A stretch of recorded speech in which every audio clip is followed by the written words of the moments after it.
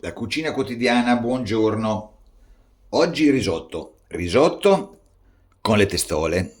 Testole o gallinella di mare. L'ho presa stamattina al porto, erano freschissime. Pesce molto buono, bellissimo, soprattutto quando nuota. Se lo vedete in acqua è bellissimo, c'è questa pinna, in acqua diventa quasi azzurra, veramente veramente bella.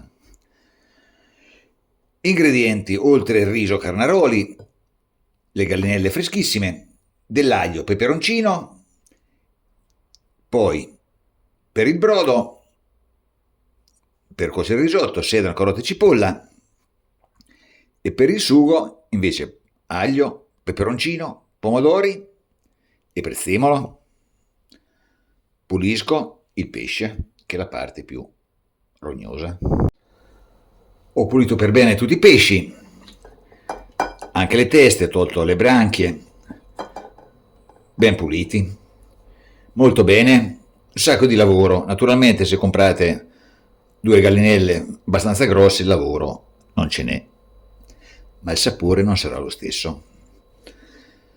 Brodo di verdure, sedano, carote e cipolla, ci ho messo anche un cipollotto, anche una foglia di alloro, metto giù anche un paio di teste, 3-4 teste di testola o gallinella, sale grosso e metto a bollire. Questo ci servirà per cuocere il riso.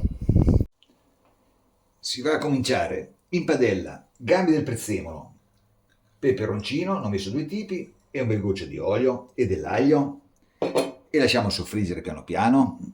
Qui il brodo per cuocere il riso, il pesce ben lavato e scolato.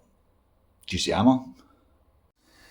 Pomodori li faccio a pezzettoni, perché il tutto poi verrà passato al colino cinese e quindi ci lascio anche la buccia perché c'ha il suo sapore.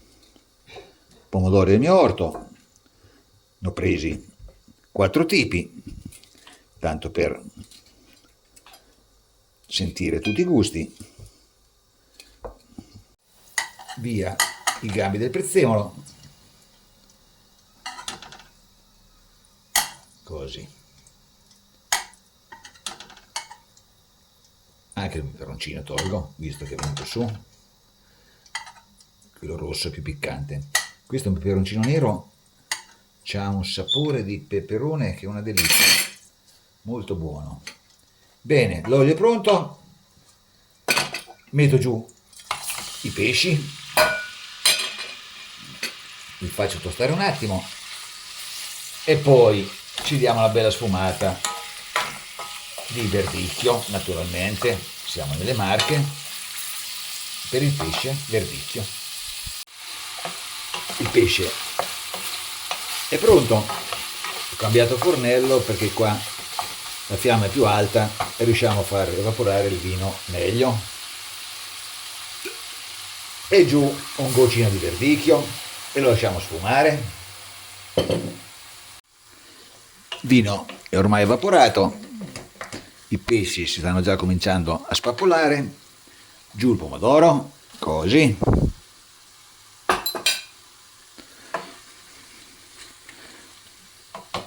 Aggiungo un goccino di brodo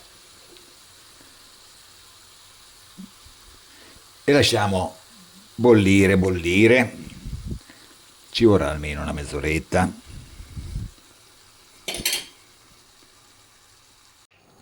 Pomodoro è andato a bollire, un pochino di sale, non troppo perché anche il brodo è salato, un coperchio e facciamo cuocere. Ed eccolo qua, il nostro bel sughetto pronto. Il pesce si è naturalmente spappolato tutto, ma così deve fare. E adesso coleremo tutto dentro questo bel colino cinese, cercando di schiacciare poco per non far andare giù le spine, perché questo pesce ha tante spine, anche molto piccole. Ed eccola qua, la colatura del nostro sugo. Un pochino schiacciamo, ma in maniera molto molto delicata. Non vorrei, ripeto, che andassero giù delle spine. E questo bel succo saporitissimo ci servirà per il risotto. Tegamino dal fondo pesante, mettiamo giù il riso e lo facciamo tostare, anzi riscaldare un attimo.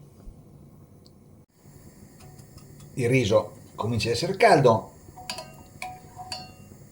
giù il nostro sapore di pesce, così, e facciamo cuocere.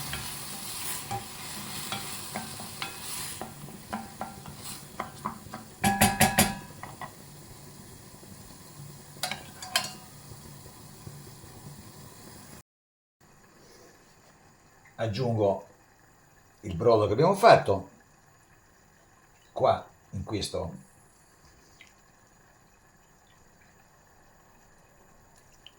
filtro, in questo colino, in modo che riusciamo a estrarre ancora più i sapori. Il riso è ormai cotto, l'ultimo goccio di brodo,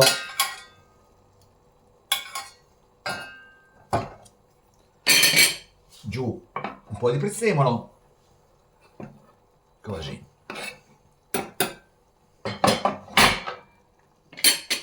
Giriamo e spegniamo la fiamma e lasciamo riposare e lasciamo finire di gonfiare il riso. Risotto con la gallinella di mare, detta anche testola. Buon appetito!